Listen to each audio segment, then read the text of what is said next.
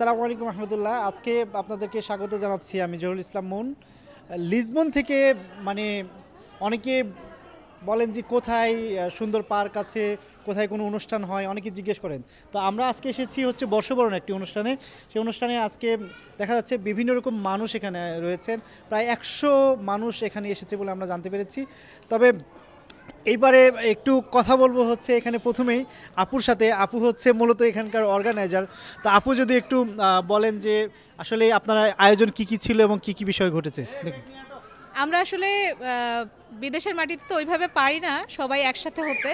এইটা মানে আজকের আয়োজনটা শুধুমাত্র বৈশাখ উপলক্ষে, আমরা আগের বছরও সেমভাবেই করা হয়েছিল। আমরা যত আপুরা আছি এখানে থাকি, প্রবাসী বাংলাদেশিরা সবাই হচ্ছে আমরা চেষ্টা করেছি বাসা থেকে একটা করে ভর্তা করে নিয়ে আসতে, অথবা ভর্তা ছাড়া যে যেটা পারছে, যাদের যেটা কনভিনিয়েন্ট হয়েছে সেই টাইপের কিছু একটা, কেউ পায়েস, বা আমি নিজেই হচ্ছে গজা, বাতাসা, আমাদের বাংলাদেশি যেই মেলার যেই ট্রেডিশনাল খাবারগুলো ছিল ওগুলো সবাই করে নিয়ে আসছি। আমি নিয়ে আসছি ওগুলো করে, একটা আপু নিয়ে আসছেন পায়েস। এইভাবে আমরা সবাই সম্মিলিত প্রচেষ্টায় চেষ্টা করেছি সুন্দর একটা বর্ষবরণ অনুষ্ঠান করার। Thank you.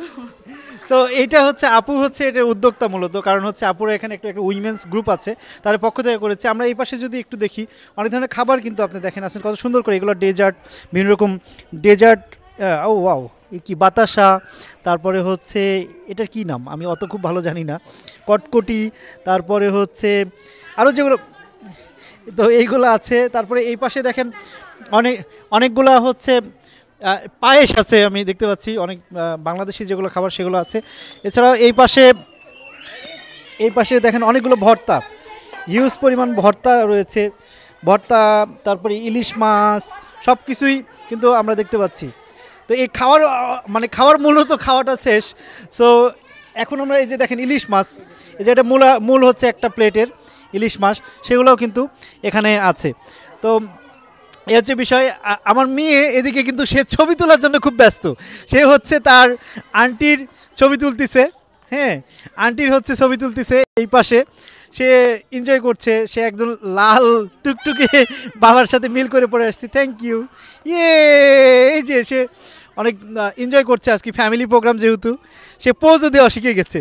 তো এই হচ্ছে ইয়ে, থ্যাংক ইউ। তো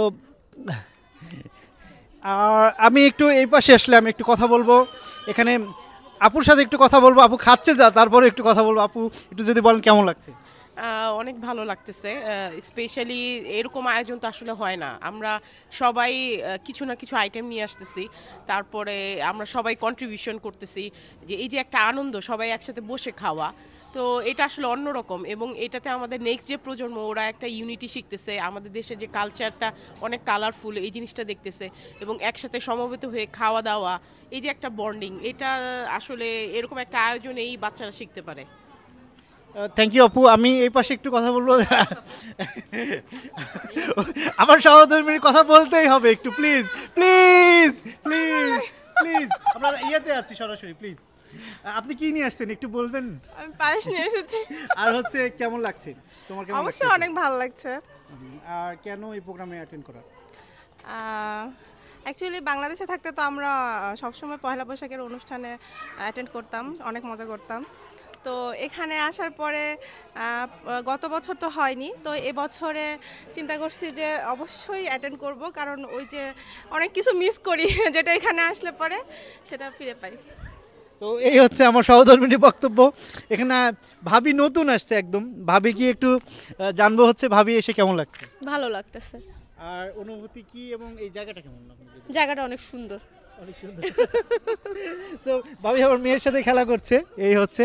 তো এই পাশে দেখছি মানে পরিবার আছে, তারা পরিবার সবাই মিলে আছে। এটা মূলত একটা শেড, আমরা বলছি যে শেডটা আমরা হচ্ছে এখানে সেরাফিনা পার্ক, হ্যালো পার্ক বলে পরিচিত।